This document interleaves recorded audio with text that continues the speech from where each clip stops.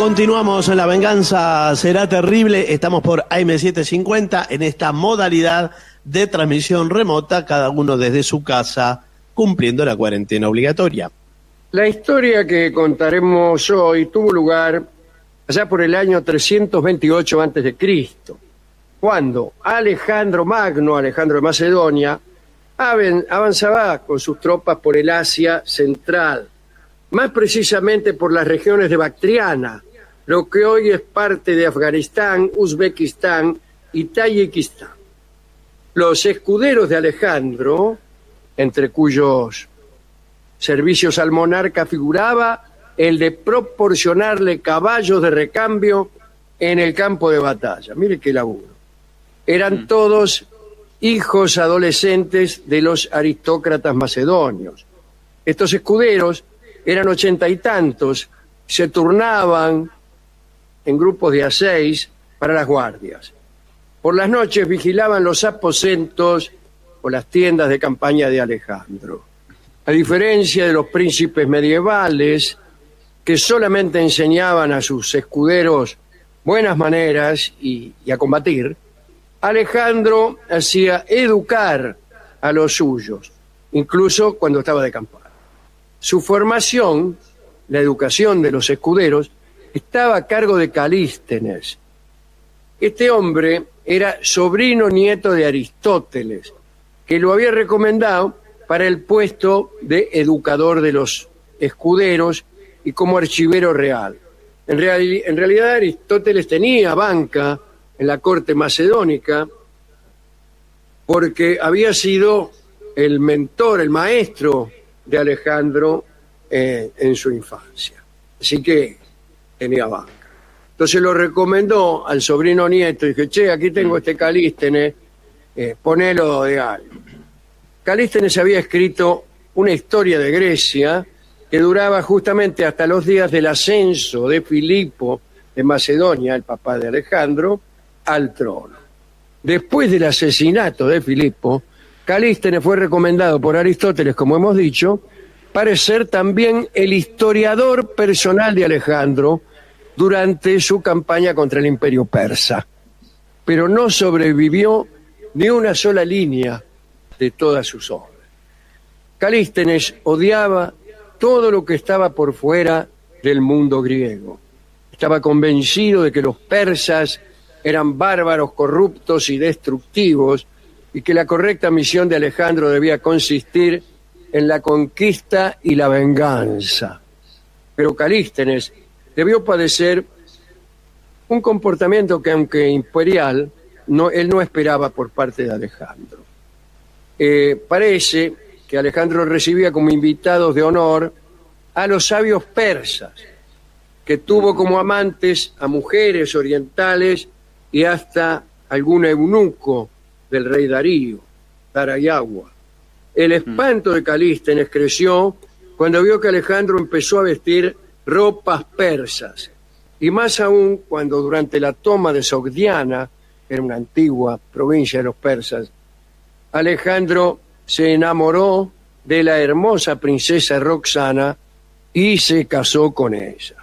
Calístenes creyó que Alejandro había traicionado definitivamente el espíritu helénico. Encontraba horrorosa la idea de que algún día las tierras griegas fueran gobernadas por un vástago de estirpe bárbara. Es decir, si le nacía a Alejandro un hijo con Roxana, tendría desde luego estirpe persa. Calístenes hizo ostensible su enojo, pero Alejandro no le hizo caso. No le hizo caso y le pidió que se ocupara de instruir a los escuderos y nada más. Calístenes, que ya estaba lleno de odio, se enojó todavía más cuando ocurrió lo siguiente. Atención. A ver. La prosquinesis era el nombre griego del acto ritual de saludar al soberano persa. Prosquinesis. Esta costumbre oriental consistía en la postración de rodillas y en tocar el suelo con la frente. Todo en esta postura delante del rey, como muestra de devoción. En Grecia la cosa era distinta. La costumbre de postrarse era solamente en adoración de los dioses. Los griegos siempre sintieron aversión por esa práctica de la prosquínesis. Cuando los griegos salían en misiones diplomáticas ante la corte persa, los enviados rechazaban altivamente hacer la prosquínesis, o sea, inclinarse hacia un mortal sin importar que fuera el mismo rey de reyes persa. Ahora bien, el riesgo que corría Alejandro Magno era el de una pérdida de autoridad ante sus súbditos asiáticos si estos, acostumbrados a un ritual de salutación y postración, etc., observaban que los cortesanos griegos o macedonios no ejecutaban ritual alguno. ¿Qué iban a pensar? Entonces Alejandro adoptó la prosquínesis y empezó a hacerse saludar como si fuera un rey persa. Y entonces ahí sí Calístenes, defensor de todo lo griego, empezó a arrastrarse pero de espanto y de odio, y se negó rotundamente a saludar a Alejandro al modo persa. Y pasó lo siguiente. Un día, un discípulo de Calístenes, el escudero Hermolao, acompañó a Alejandro durante una cacería de jabalíes. Sin querer, Hermolao mató a un jabalí que Alejandro había señalado como su presa. Y por esa imprudencia recibió un castigo ejemplar. Una paliza delante de todos los compañeros y la pérdida del derecho a montar a caballo. Hay que decir que perder ese derecho implicaba, por ejemplo, atravesar todo el Asia a Gambardella. Imagínense. Sí. Hermolao quedó muy resentido y se le fue a quejar a Calístenes. Y allí, según dicen algunos historiadores, el sabio Calístenes instó a su discípulo Hermolao a que se vengara. La cuestión fue que Hermolao elaboró un plan junto con otros 5 escuderos, también convencidos por Calístenes, para matar a Alejandro mientras apolillaba. Como hemos dicho al comienzo, la guardia nocturna quedaba a manos de 6 escuderos. Los muchachos tardaron un mes en tenerlo todo dispuesto. Debían actuar en la noche que les tocara la guardia, o si no tenían que esperar como una quincena para que les volviera a tocar. Los grupos de 6 escuderos que custodiaban a Alejandro rotaban cada día. La noche en que le tocó al grupo de los conjurados, Alejandro estaba en una farra. Los escuderos lo aguardaron con la esperanza de que regresara borracho. Pero sucedió algo curioso. Cuando Alejandro se disponía a retirarse de la fiesta, lo interceptó una adivina a la que Alejandro respetaba porque había embocado varias predicciones correctas. La mujer le dijo que no fuera a su lecho todavía. Por creer, y porque además la fiesta estaba bastante animada, Alejandro volvió a la juerga y recién se fue a dormir cuando clareaba el día. Llegó el relevo, mediante algún pretexto, los conspiradores permanecieron en sus puestos, esperando, contra todo propósito, que se les presentara la oportunidad. Pero no se animaron, porque Alejandro estaba sobrio, iba acompañado por otros hombres, agradeció a los escuderos de la guardia la cortesía de haberlo esperado, les dio unos talentos antes de que se retiraran. Hermolao se mostró dispuesto a esperar hasta que le llegara nuevamente el turno.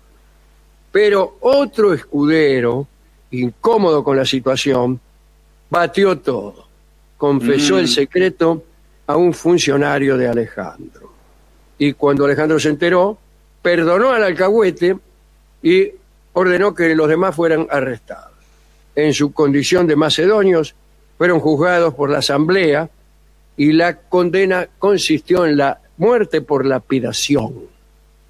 El cronista Rufo V Curcio cuenta que Calístenes, instigador del asunto, fue torturado y ahorcado. Eso sucedió en el año 328 a.C. El triste final de Calístenes fue contado también por su amigo, el filósofo Teofrasto, en un singular tratado que se llama Calístenes o un tratado sobre el dolor. Esto fue dado a conocer durante una visita a Atenas. Digamos, por último, que por esta muerte y por mucho tiempo, la figura de Alejandro Magno quedó ensombrecida. La muerte de Calístenes enfureció a los hombres más influyentes del mundo griego, que eran los miembros del Liceo, a donde pertenecía el sabio ahorcado. Esos hombres del Liceo eran antimacedónicos y antimonárquicos. Había muchos, desde luego, en Grecia que profesaban ese pensamiento. Fue entonces cuando empezaron a circular escritos acerca de las perversiones sexuales de Alejandro, de su casamiento con una bárbara, de sus supersticiones, y que hasta contaron de él las peores atrocidades sangrientas.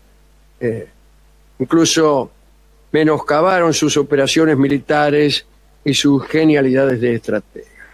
También abundaron cartas falsificadas de Alejandro. Una de ellas decía que los escuderos no habían implicado a Calístenes en la conjura y que solo lo habían ajusticiado por indócil.